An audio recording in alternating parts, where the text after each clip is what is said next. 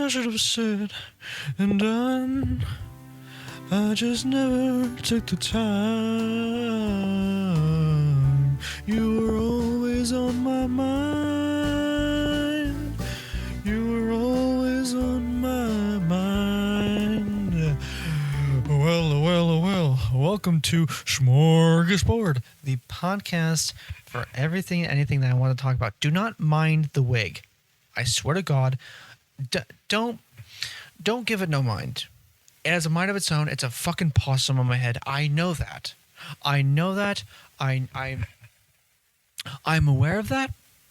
This outfit has been sitting in my house under my parents' roof for the past year, and it's now getting a chance to shine. And it doesn't have gems because I have to paste it on myself, and I'm not going to go through the podcast and doing that because then I'd be wasting time just trying to work on that, and it would just be really boring. I'd have to edit it together when these episodes are supposed to be minimal editing.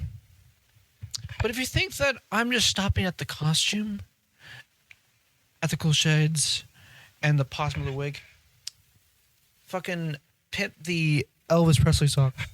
Yeah. Do I have other ones? Yeah, but they're too small, apparently. Yeah, so they just had to be too small for my big-ass feet. They just had to be too fucking small and too fucking tight for my big-ass feet. And we're just rocking and we're rolling, you know? So, that's the shebang of what we're dealing with here when it comes to this outfit. But I do love it. It was the reason why I have this was because, well, one, it had it came with the outfit, the glasses, the wing, and the gems and shit, and then a scarf, for a lower price than it usually would be.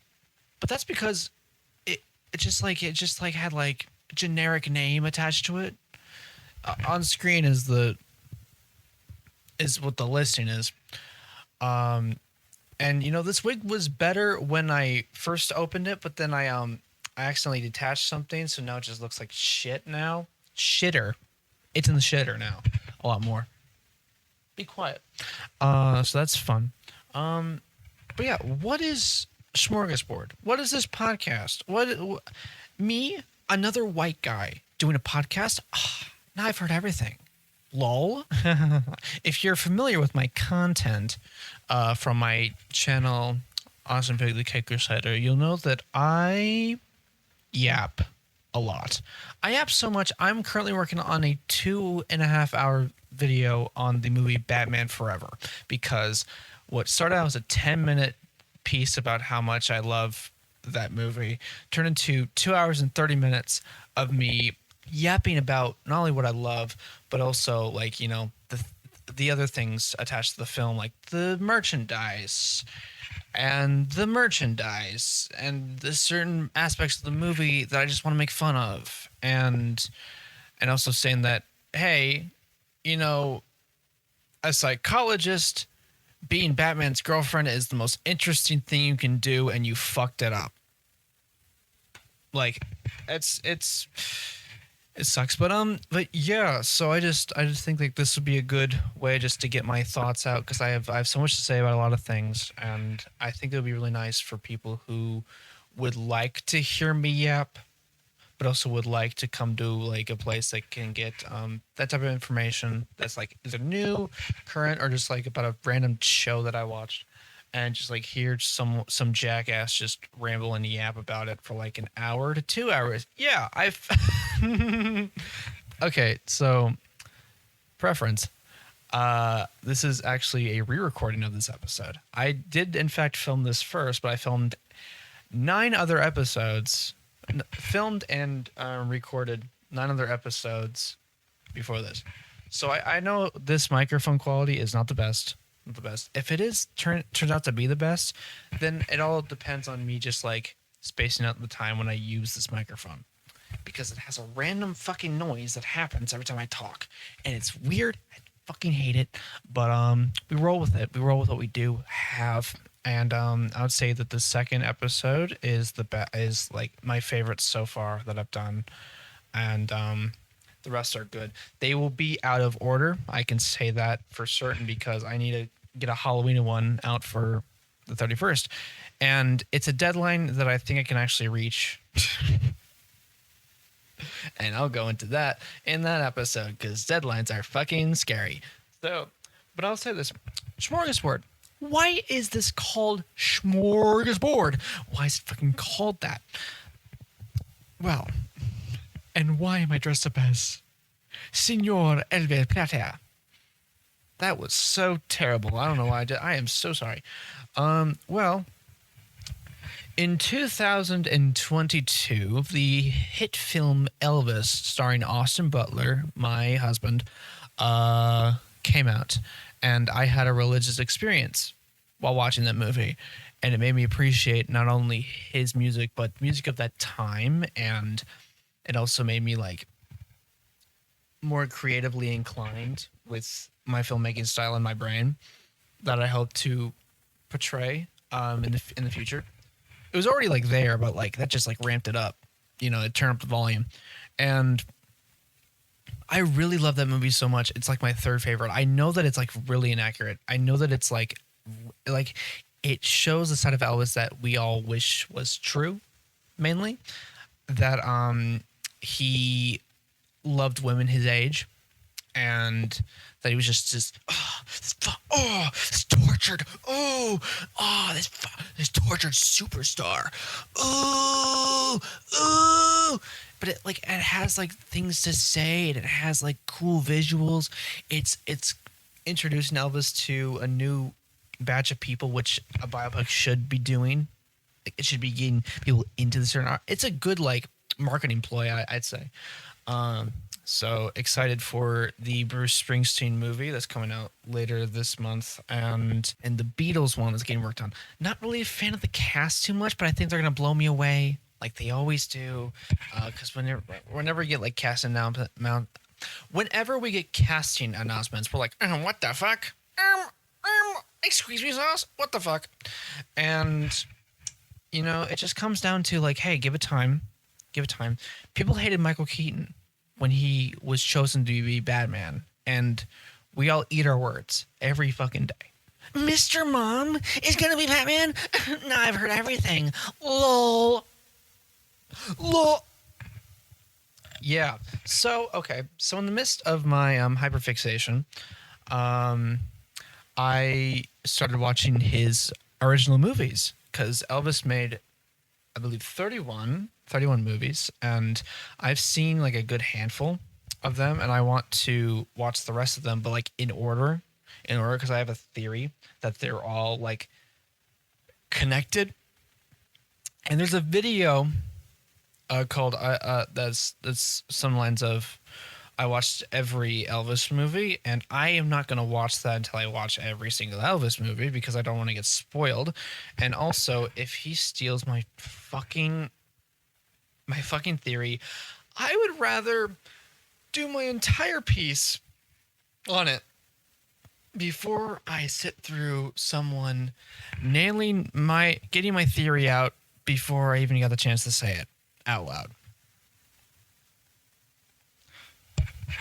Fucking time we live in. I've always wanted to like watch his movies because I was always like fascinated with them. I got a glimpse of Girls when my niece and nephew were over once, and I just like I didn't really pay no mind. I just like, oh, Elvis driving in front of a fucking car in front of a projector. That's so cool. That's so neat and so cool. I'm gonna go in my room now, and do whatever I was doing at that age that I was when I saw that. But the thing about his movies was that I'll get into this more later. Was that they were not received very well as the years went on. I think they were smash hits at the time, but not as the years went on. Well, not only did like he want to be a movie star, but the Colonel Tom Parker, the man himself, was trying to put him in as many movies as possible, and he'd be like booked like 2 to 3 movies a year, and that's fucking insane. That's fucking crazy. Like honestly. like it makes like all throughout the 60s, you just like you couldn't escape it. Like it was always there. And now looking at the Rotten Tomato score for a lot of them, they're going really down low. My favorite that I've seen so far, if we're like, if I'm going off of pure entertainment value, not that the other ones aren't entertaining, it's just like the ones I've had the most fun with is 1966's Spin Out. Within the first 5 to 10 minutes, I could not breathe. It was one of the funniest movies I've ever watched. Honestly, it's like one of my favorites of all time because of that fact. A movie that like I could not. Oh fuck! I just like I couldn't breathe. I love comedies like that, and like his movies are very fucking funny. And there's like a recurring bit in his where like he's doing something weird and stuff, and then we have to explain himself to someone else. He's like, "It's a game. It's a game." Even from my point that he's the fucking same guy. It's the same guy. He just goes from area to area, name to name, like the same guy. Could that be because like the writers had no range? They couldn't like, write him a different thing? Because like that was the most profitable, what they thought. Most profitable. Was it the most fun for him? No, it wasn't. But it was but it looks like he's having fun. I think that's a testament to his acting ability. He makes it look easy. He makes it look like he's having fun when really he fucking despised it. And I feel so bad because like we got a taste of what his acting could be in like Jailhouse Rock and King Creole, and then Charo in the fucking 70s. But and I think 1970 or 1960. When did Charo come out? When did fucking Charo come out? Whoa. Oh yeah. Oh my god. Yeah. Charo don't go. Charo don't go. Charo don't go. 69. Nice. 69. 55%. Fuck. Speaking of Rotten Tomatoes, Spin Out.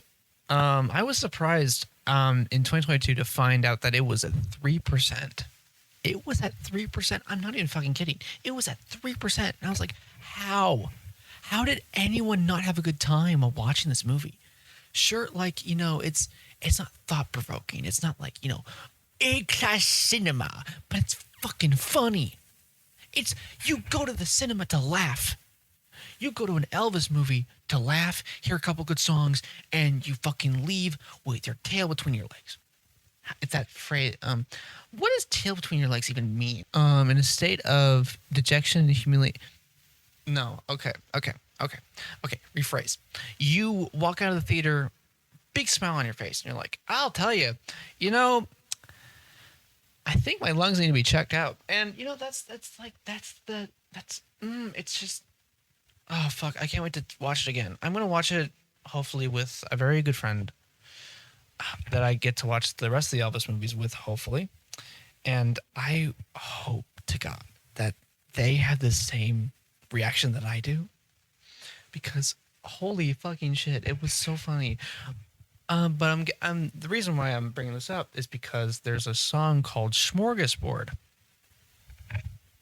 I know. Fucking, I need to fix my glasses. The way this works is that I have to clip the sideburns with the sunglasses. That's how you do it in the business. That's how you do it in the business. In the business. Fuck. In the business. In the business. In the business. Yeah. So that's where. Okay.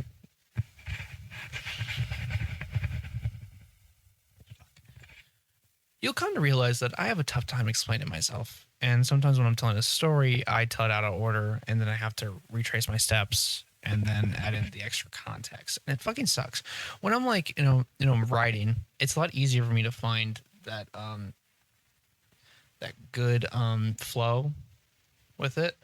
But when I have to do off the cuff, I really can't. I struggle a lot. I'm working on it. I'm trying to be better, but like, advice that I've been seeing is like, hold your breath, wait until you know what to talk about. The thing is, I do. Yeah. You think I fucking don't? You think I don't? You think I don't like wait to know what I'm gonna say? Always, all the time, I do that. If I'm like not in a conspicuous stream, if I'm waiting to talk, I'm preparing myself. Sometimes I don't even hear what people are saying because I have something to say. It's like it's that bad. Like I'm actively trying to prevent it, and it fucks me up because even when I prepare, it just happens, and I just fumble my words and shit. Yeah. This is getting, it looks more like a big brim hat. We're caught in a brim. I can't get out. Hello, cut. Hello. Ha ha ha ha ha ha. Hello, cut. Hello, cut. So, yeah. So, and then, well, that's all well and good. In my hit video, Commentary on Commentary, I had a vocal stim, which was the chorus to Smorgasbord. And after showing the video to my parents, we talked about the video and stuff, and my dad's like, you got so wrapped up on Smorgasbord. That's exactly what this video was, a smorgasbord. And it kind of just stuck with me a bit, the word and stuff, and like the vocal stem comes in here and there and stuff, as vocal stems usually do. And I just thought, like, this, if I'm gonna do a podcast, I would definitely want to do it. I'll definitely want to be called Smorgasbord. Oh, and yeah, speaking of forgetting, why did I start? Besides the yapping and shit, because like I was listening to a lot of very really good podcasts and the Broski Report, and I just like, I thought it'd be really fun to just like get my opinions out and stuff, because you know that's what white men do. Ugh. Awkward. Somebody call the awkward police. But yeah, getting to the meat and potatoes. That's basically the reason as to why this is being made, and we're 20 minutes in. Fuck. Okay. So let's get it moving, because I don't want this to be over a fucking hour. Okay. So Elvis Facination. He's a very interesting person. It's kind of hard to like, you know, talk so simply about someone you're so like deeply fascinated with. I have a love-hate relationship with him, and I'll get into why soon. But I'll say that something really neat is that, like, you know, his hair, like the possum I have in my head, yeah, but his actual like hair that actually looks good because he has a good stylist, and he's probably him, so he's a really good stylist. I take fashion advice from him. But like his hair, he's blonde. He was born blonde. He's a natural blonde. He's a blonde, and he used shoe polish to blacken his hair. He wanted to be emo so bad. Oh man. Rest in peace, Elvis. You would have loved the emo culture. 'Cause tonight will be the night that I will fall for you over again. He would fucking love He Was We. Merrily we fall out of line, out of line. You know? And also, he was very funny. It makes sense that his movies are mainly comedies. Musical comedies, but still comedies. Oh, God. Just like, just thinking of the movies. I would love to go into more, but there's two, actually. There's two movies in particular that I don't want to say, because certain people may watch this and I may collab with them, and I want to introduce it to them. And I want to hear their reaction. They might know it. But just in case, I do not want to. Because it's so funny. It's so funny. And if they're watching it right now, be prepared. Just be prepared. Just in general, just be prepared. So I have an outline. I have a script outline of what I'm supposed to like talk about and stuff. And I went into a point when I was earlier than I was supposed to. Okay, so I went into him having 31 movies because the Colonel just wanted to be like to generate a lot of profit, mainly for album sales. The reason as to why he did so many musical comedies was because along with the film, there would be an album going with it. And strictly it was mainly like just get Elvis to sing all the songs. It's pretty much just like a visualizer for the album kind of thing. It's in like when you put it with that lens, it makes it more like kind of like enjoyable a bit, like it's a passion project, but it wasn't. It was just like some people were just in a writer's room, just held together, just like, oh, what new scenario can we come up with? We gotta have the girls, we gotta have the lyrics, hug and squeeze, and you gotta fucking kiss me close, and we gotta have a slow ballad, in there with the same fucking melody, the dun dun dun dun dun dun dun dun dun dun. That's in. I swear to God, Can't Help Falling in Love is not unique. It is not. That same melody has been present through a majority of his movies and his soundtracks, especially, and in songs around that time too, and in songs going forward. It's such like it's an easy. It's like a template. It's a template melody, template loop that is utilized.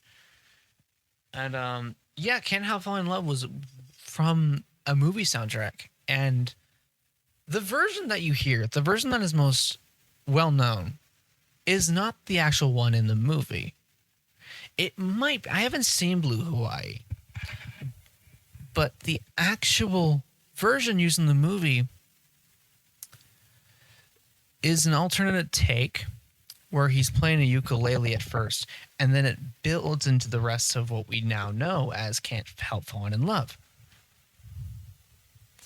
And it's so like it's a better listen, honestly, when it starts out very simple, a ukulele and his incredible, beautiful voice, and then it builds and builds. And I fucking love that.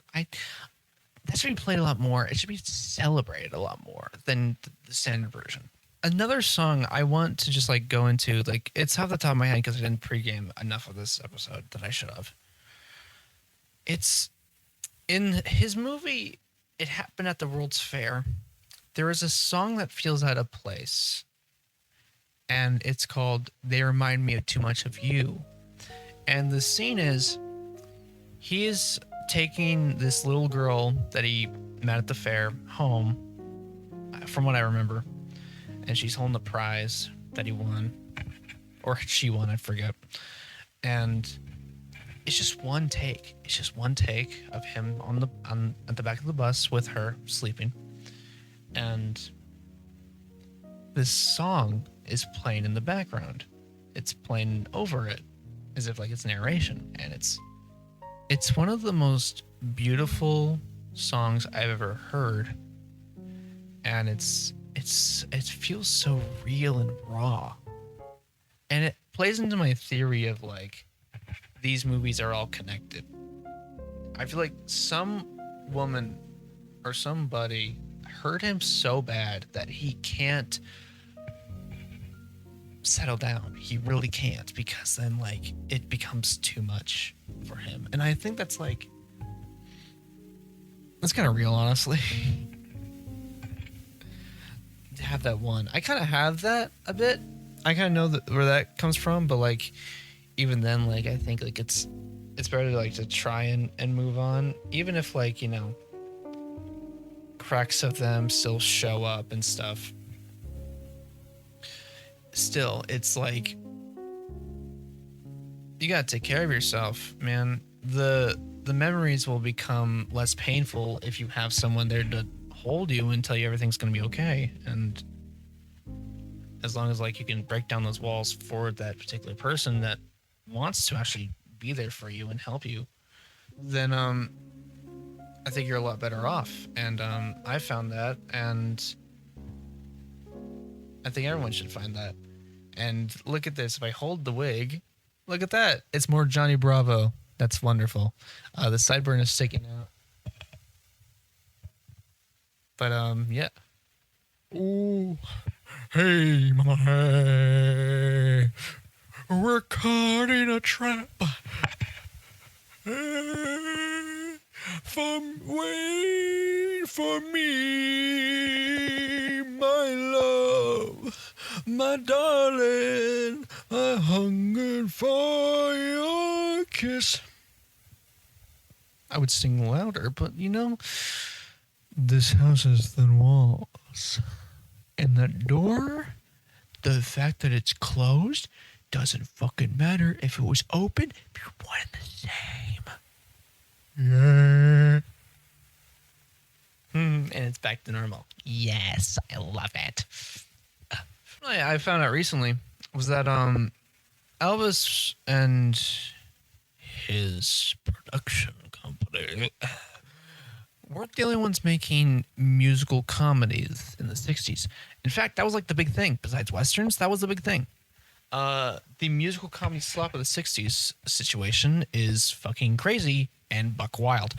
I haven't gone too much into it. I definitely will at one point.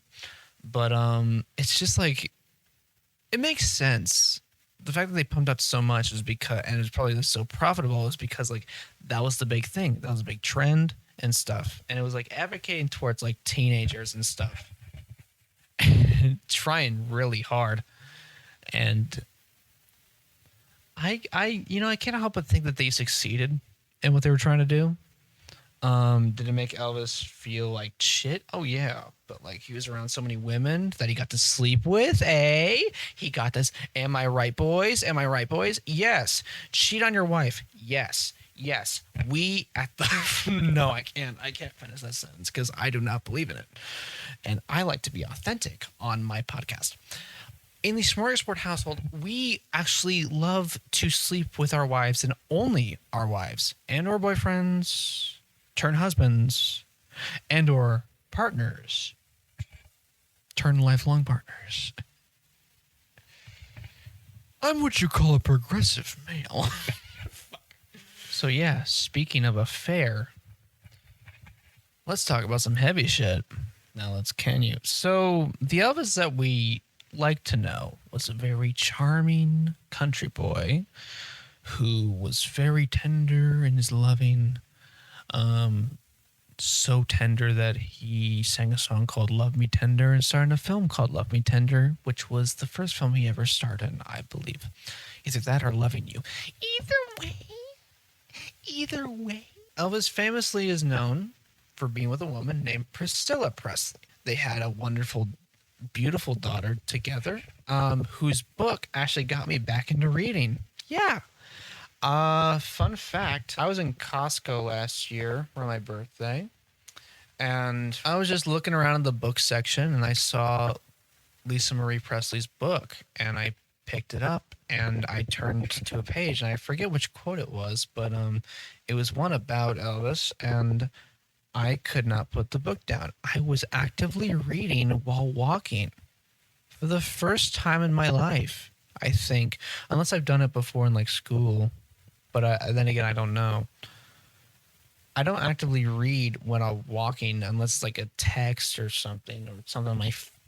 That I'm using to record this podcast. Yeah. Other than that, like I'm like amazed that like this fascination has got me so deep that like it's getting me back into reading, and that's honestly really good. That's really good. I have books I need to read, ones that I need to read that don't have audiobooks. So that's cool. That's sick as fuck. But something really crazy. In 1973, Elvis and Priscilla got divorced, and it was like it was a big thing. It was a shock to both of them, but like it was a long time coming because like Elvis was actually a piece of shit partner. And after the death of his mother, he kind of saw her as like a replacement for that kind of role, and thought it'd be best if she stayed home and, was with him because like, he wanted to have sex with all the fucking women in the world. And, because once he got a taste of that fame and stuff, he was loyal to his women. At the end of the day, they were his girl. Like, no fan or whatever can come in between them.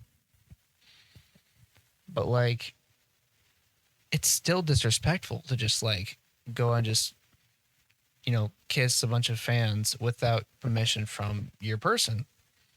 And there's a 2005 biopic miniseries called Elvis. Again, there are 3 biopics called Elvis, and it's fucking insane. So like, okay, so it's 1979 Elvis starring Kurt Russell, who was in It Happened at the World's Fair in his first acting role.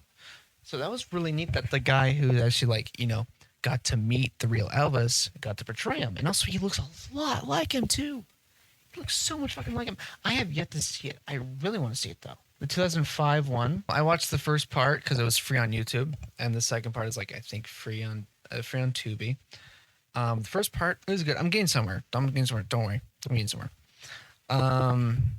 It was good for the most part. It was a good other version of the 2022 film to see, and the guy who played Colonel Tom Parker actually looks a lot more like the actual guy and sounds less cartoonish than Tom Hanks. And even though I think Tom Hanks' performance was not as bad as people were saying, honestly, I think was just fine.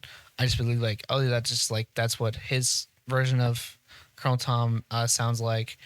And it's not as distracting. It just sounds like, oh, it's Tom Hanks. That's just it. It just sounds like Tom Hanks, but he has cotton balls in his mouth. That's it. That's fine. It's not that distracting, honestly. But 2005 one, what was really distracting with the 2005 one was because they wouldn't let the guy sing. They wouldn't. They would just lead into true actual recordings. If you listen to the Early Sessions album called A Boy from Tupelo to complete 1953 through 55 recordings, yeah, that. They would just play them. It would lead as scenes lead up to it. And it was so distracting. Let the fucking guy sing. And when they did, because he was we found our sound. We're getting our sound. Yeah. It sounded really good. Let him fucking do it. You cast him as him. Fucking do it.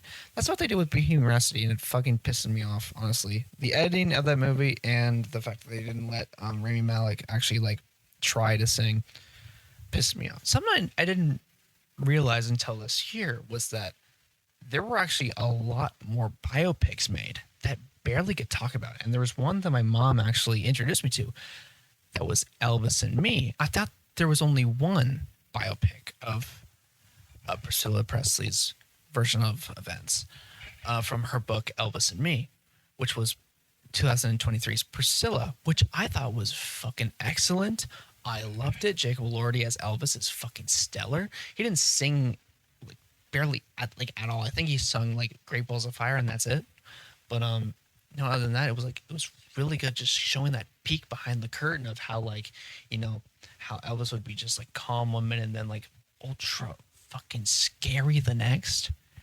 And then back to being just this sweet, lovable boy because he had that big temper. He had a huge temper. I have a big temper too. I don't like it, but I don't get to the level where I'm throwing a chair at my wife. I don't do that. What the fuck? No, you don't throw.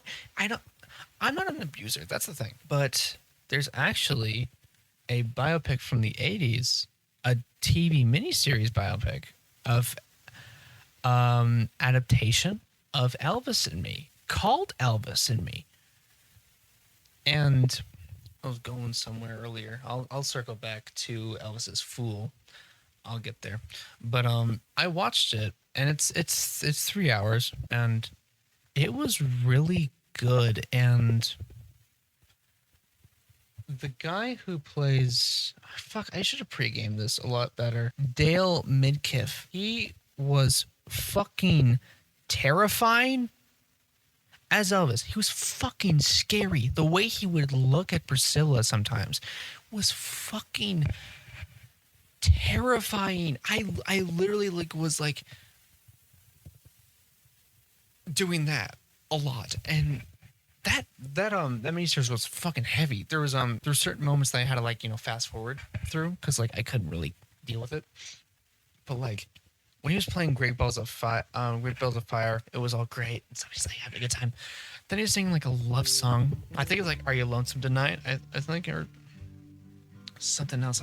I haven't watched in a while. He was singing and he's looking directly at Priscilla, and if looks could kill, like that is a predator looking at his prey, and that's actually true because she was 14 and he was 24.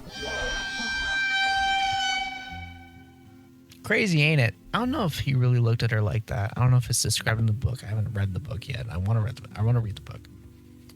I would love to support Priscilla, who actually wrote a new book actually about Elvis, and from what she said in an interview with Stephen Colbert, she said that it was like about like escaping and leaving it behind. So I think it's like just like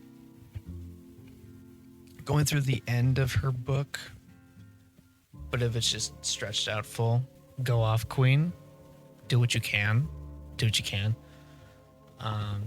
I am proud of her for putting her foot down and then escaping. I'm really happy for her. Susan Walters, who plays her in Elvis and Me, is fucking fantastic, and she looks a lot like Priscilla too. And it's like I love that when you can actually have someone who looks the part and sounds the part and like he acts the part. That's what I love about Austin Butler's performance is that like he's just so fucking good. He just disappears, and he becomes this icon, and it's like it's really good. But like, oh fuck, man, it was just I feel so bad for her. And what I was getting at with Elvis's Fool was that the album was released on July 16th, 1973, and Priscilla and Elvis divorced in October. I just find that really fascinating because I thought that like when I was listening to Fool, because I never really gave it a chance before. Not that I didn't want to, it's just like I didn't think to just listen to the full thing. I listened to like Always on My Mind and Burning Love and Padre and shit, and like, but no, when I listened to the full thing, I thought like, oh, was this made after, like in response to that, and like capitalizing off of it, like the shit, like, oh, that he loved her, oh, he was such a fool, oh, he was, oh my god, the heartthrob, the fucking heartthrob, no, he fucking pre-gamed that divorce. He fucking prophesized. It's a fucking prophecy. It's a prophecy album. Oh my god, better audio jump scare. Oh, it seems that I am wrong, just like I usually am with off-the-cuff things and script form. In 1972, she said that she was leaving him, and it was finalized the next year. So technically, the album did come as a response for it, but that's like, I guess, up to our interpretation, unless it's actually factually said by one of the people that made it. So, I don't know. That's what I want to say about that. And like it's oh fuck, I had the same problem with Olivia Rodrigo's Sour. It just feels so redundant and repetitive with like the message like, we broke up. Oh fuck. Ooh fuck. I was such a fool. Like, or you were like this to me. Ooh fuck. Without like having like new stuff to say about it.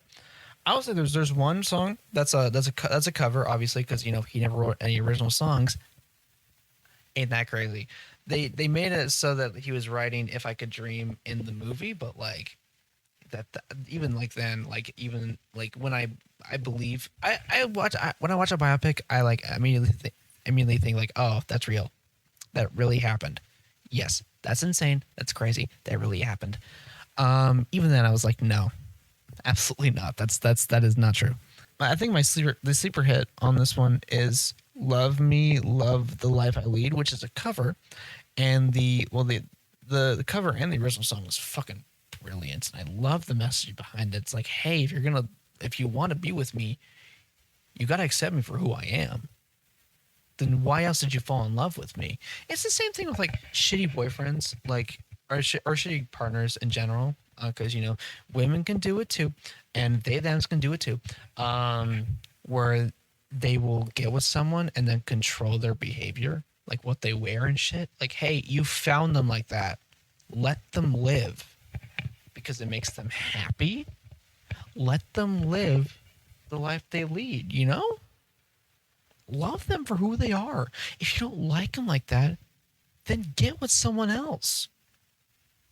Because, life has an interesting thing of throwing curveballs, both good and bad, at us. So, you'll meet someone who fits your criteria. If they're taken, then you just gotta wait. But if they're not, shoot your shot. You found your person. That's wonderful. So, learning who Elvis was and stuff, and getting the full context of everything, I have a love-hate relationship, and I think that I see to him as a guilty pleasure. That I love his art. I love the art that he's a part of. I love the movies that he helped make. I love films about him and stuff, but I also really hate the real guy. And I hate that he was so two-faced and stuff, and that he wasn't just this sweet, lovable man and stuff all the time. And the stuff that Priscilla wrote in her book and the stuff that she experienced is fucking awful. And I hope that she's getting the love that she deserves and stuff, because she's a wonderful woman, and I just hope nothing but the best for her. And I hope to one day meet her, either if it's off camera or doing an interview or something, and I just shake her hand and tell her how cool she is and how how amazing she is, and that she looks incredible now. And I love her so much. We in the Smorgasbord household are Priscilla Presley stans. Now, speaking of guilty pleasures, I've developed a guilty pleasure of my own. Another one. Another guilty pleasure has hit the second tower. Benson Boone, another musician. He's been getting a lot of backlash for his songs and stuff. Sound more like coworker music. And last year I've heard beautiful things about 300 times, and I got fucking sick of it. I will say though, a good version of it exists. The acoustic version is fucking beautiful. I will say that. Because then you can actually understand what he's saying. It doesn't sound bad. And honestly, I relate to it really heavily. And I think it's a really beautiful song. It's in the name, and it actually is beautiful. It lives up to the name. But I will say, what won me over truly were the videos I was seeing on Instagram. Now, there's one that I tried to find beforehand, but I could only find the TikTok version.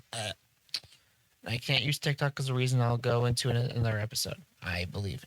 If I haven't, then I'll make sure to update y'all on an episode I film after this one. But this is the one that got me kind of hooked. You are under spells, people. Them guardian leviosa. Moonbeam. Oh my fucking god. Okay, it's just the fucking moonbeam. Just fuck.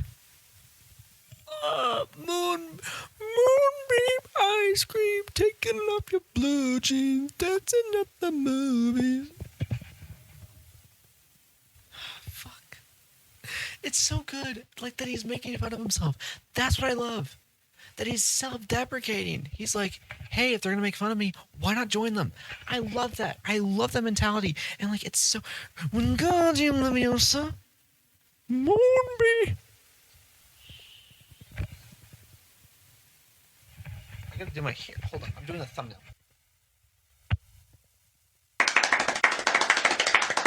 I'm doing the fucking hey good looking thing. Hey, good looking.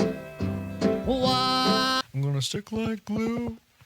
Stick because I'm stuck on you. And in the kitchen. Here's another one. Okay. This one, okay, so the Moonbeam one got me laughing. Was it a little bit hard? Not that much. But this one? It's my birthday!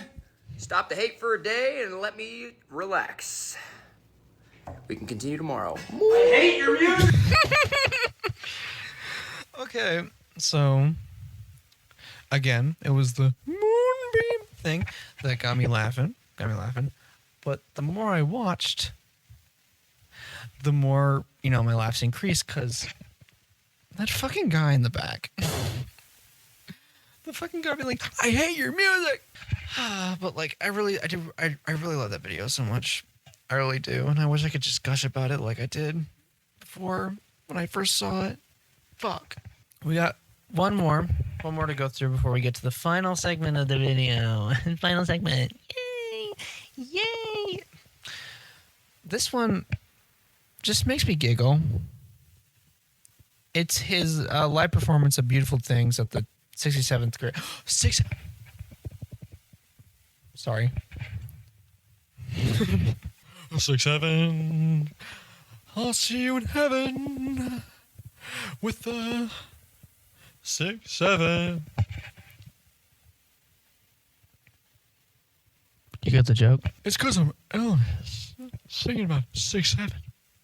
I'll see you in heaven after you succumbed to 6-7.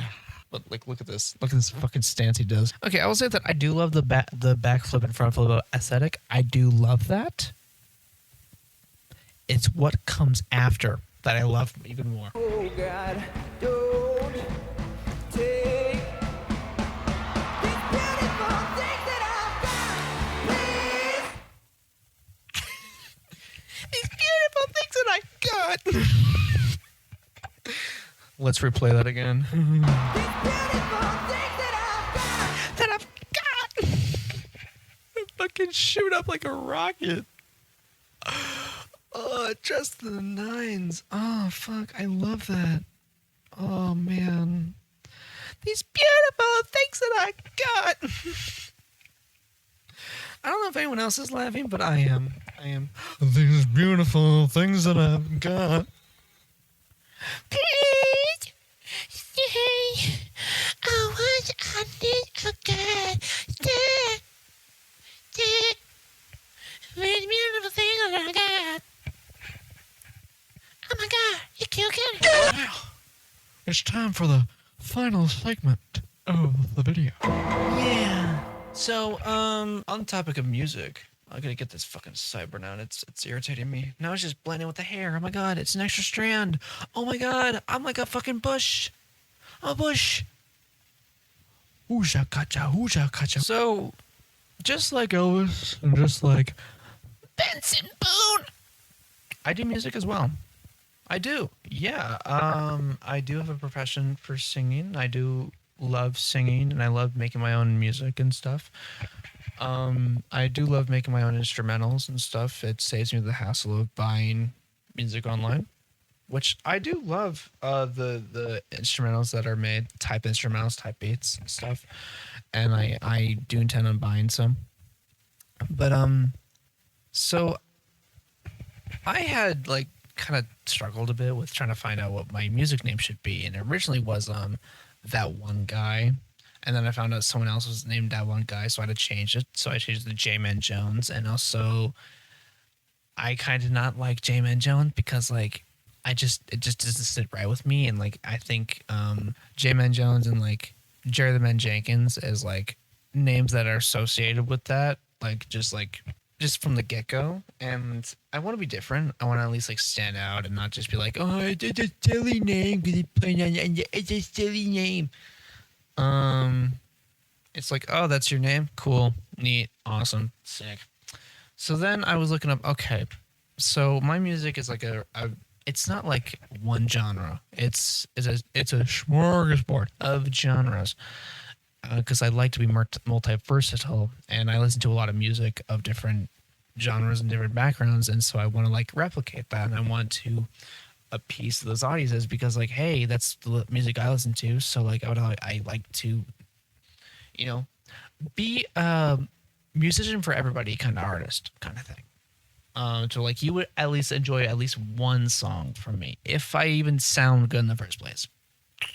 So I was looking up names like specific like ones that are named for like storytellers and stuff, because I do tell stories in some of my songs. And I found the word minstrel. And if you look up the definition of minstrel, there are two definitions. It's the first one that come up right now, is called a medieval singer-musician, especially one who sang or recited lyric or heroic poetry to musical accompaniment for the nobility. There's a different definition that I found that I can't. If I pre-gamed this episode, I would have got it effectively. But basically, it was like, oh, that's perfect. And I've never heard that word before. I've never seen that word before. I never heard of that. I don't know any artists that are named that. This is perfect. This is mine. I love that. And as the years go by, and this name doesn't really die, I started hearing it pop up every now and then.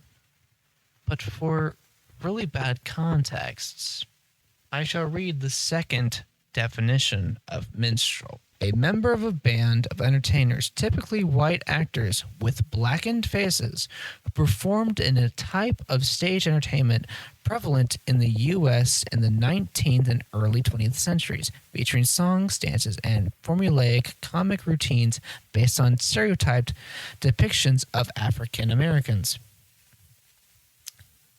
Learning about this and learning what a minstrel show was, it kind of freaked me out. I really loved the name, and I didn't really say the name that I chose. J Minstrel. I chose it because J is my name, and minstrel is the word I associated with because storyteller. That's what I got from it.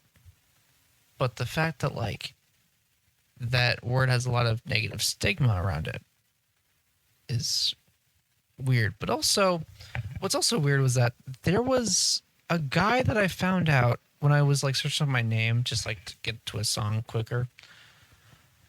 Instead of I could just go on my channel, go on featured channels and just fucking get in. But I searched up and there's a guy named Minstrel J. He's a Christian rapper. I thought that was interesting. I liked it. I wanted to keep that bit up to where we're the two sides of the 6-7. It's fucking. It was so fascinating. It was so cool to see.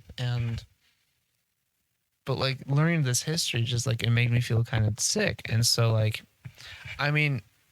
Minstrel J is black, so he has a right to take that title and stuff, I guess.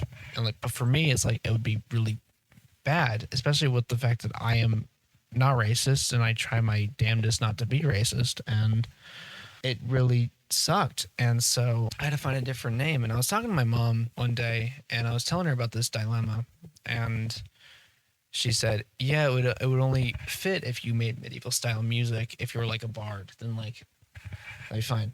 And then I Miles Teller were say it again.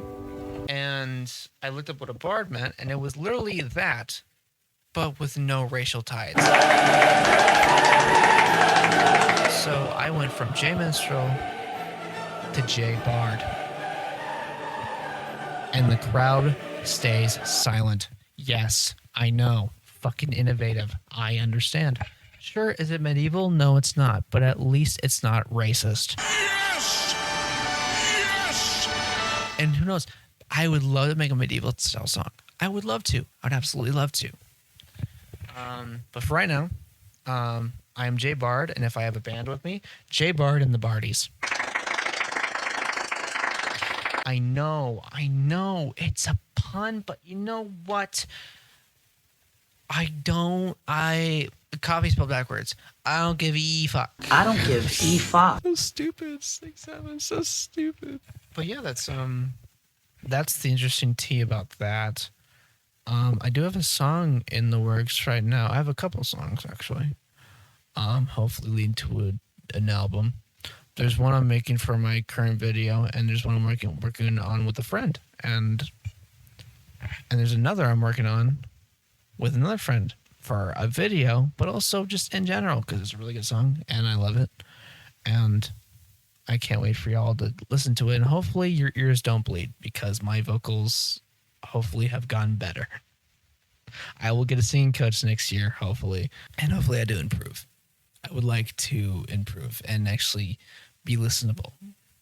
And My main goal for that is for one person to actually enjoy listening to my voice.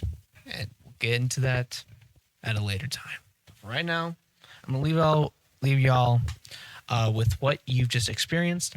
I hope I was concise. I hope I was consistent. I probably most likely wasn't. But I hope I at least was well spoken enough to at least get a good point across. Episodes going down the line, again, they're gonna be a bit out of order. They may be, or they might not be. Depends on how I can get these out. Yeah. So this is exciting. If this actually takes off, that'd be wonderful. If it doesn't, that's fine. I just need a place to get these thoughts out and just practicing my improvisation because I'm taking improv lessons right now, and I would say that I'm doing good with losing my brain fog. So I would like you all to stay sane and stay safe in these trying times. And I love you all. That's all from Smorgasbord. See you all later.